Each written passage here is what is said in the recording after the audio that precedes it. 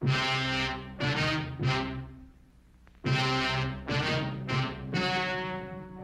and gentlemen, the story you are about to see is true.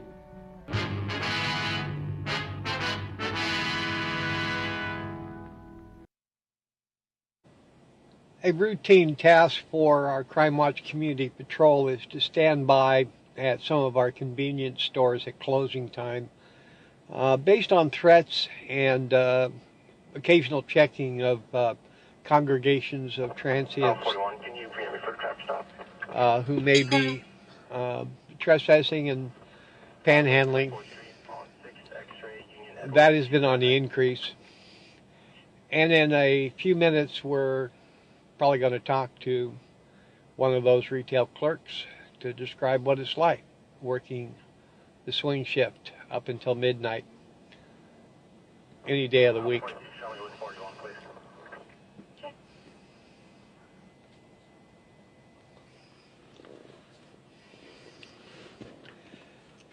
So the nightly ritual of locking up the front of the store,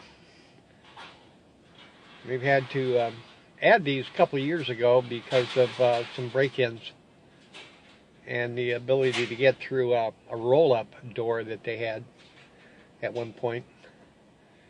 So we're going to take a minute and have a conversation with the gentleman I was just talking about. Hey, buddy. Yo. Hey, listen, we're recording live here. What was it, about a year ago or so we talked? Yeah.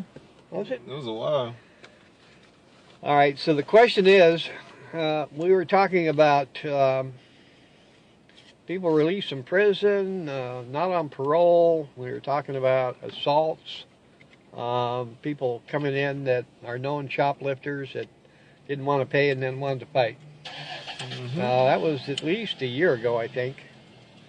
What's happened since, buddy? I would say not much has changed. For the most part, the only individuals that bring the most trouble are the known drunks and the known transients. All the other people who are just coming and going, like the fresh releasees, you see them one day, they're gone. You know, okay. They're not hanging around. It's the guys who are one block away setting up camp right now, drinking and getting drunk and doing their drugs. Well, I just rolled up and asked you if you wanted me to send a guy on his way, and I, just a brief conversation with him, told him, I said, hey, look, this is our neighborhood store. We want to be respectful and just ask you to leave because folks that come here and shop get nervous, particularly when you ask them for money, and not being, not being mean-spirited, just please respect the fact that, the people that run the store and us in the neighborhood just don't want you here.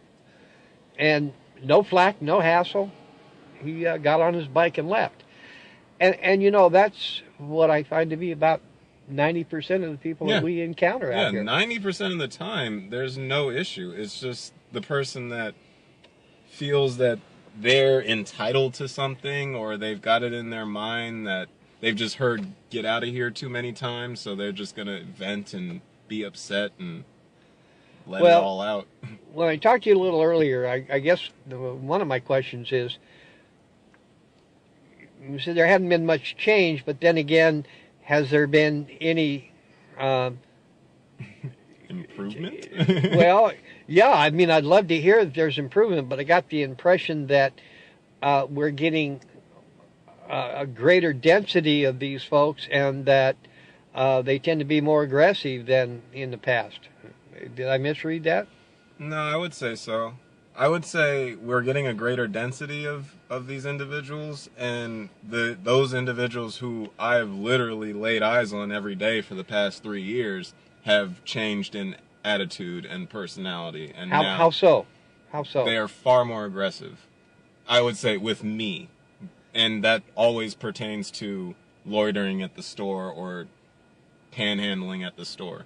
I see. So over the course of a year or two, they no longer like me. All right. So if you say something to them, what happens? It is an example. It is an immediate verbal argument and verbal assault, all kind of insults and derogatory statements, racial remarks, just whatever comes to the mind, all the things, all the commonplace insults you would normally throw out. Do you get any threats or anything like that? I get you'll get your I dotted, or you really don't want to mess with me, or I'll go get my boys and this and that, or I'll see you after work, at which point I've never seen anyone after midnight. Well, the streets are always empty. They're always tucked up in their sleeping bags by then. That's a good thing, and as time permits, that's why we like to be here when you do close. Yeah, I prefer not to be engaging in combat as a cashier. I didn't sign up for that as a cashier. I'm just supposed to be stocking and hitting buttons. Well, we're going to be interviewing one of your peers at another convenience store who's gone through some very horrific things and very physical assaults. And I hope to be doing that in the next few days, because in his situation, we're talking about a family man with a beautiful little girl, and it's a terrible thing to have to come home from work all bloody because he's been, assaulted because he went to work. Because he went to work. And he decided to say, and the wild part about it, my friend, is that he asked his boss if he could go to days because of the frequency of assaults working the graveyard shift. See, that's nonsense. And yet, here we are. He gets into what he's hoping to be a safe working environment during the day, and it's as bad, if not worse. Listen, thank you. Appreciate the information. You don't have any problem. I share this with our community so they understand what it's like out here. No, it's no issue whatsoever. Terrific. Thank you, my friend. Copy on the 415.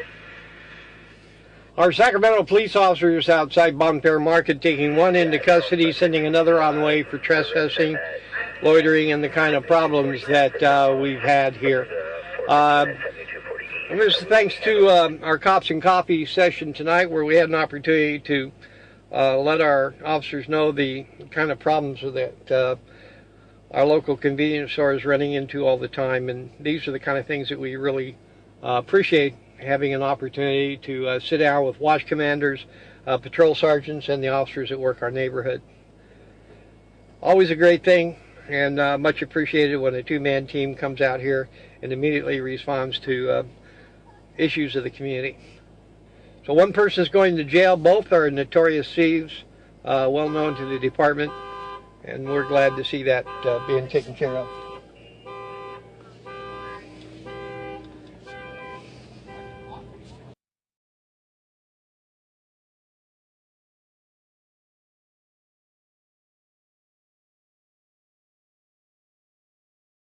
Who let the dogs out? Who?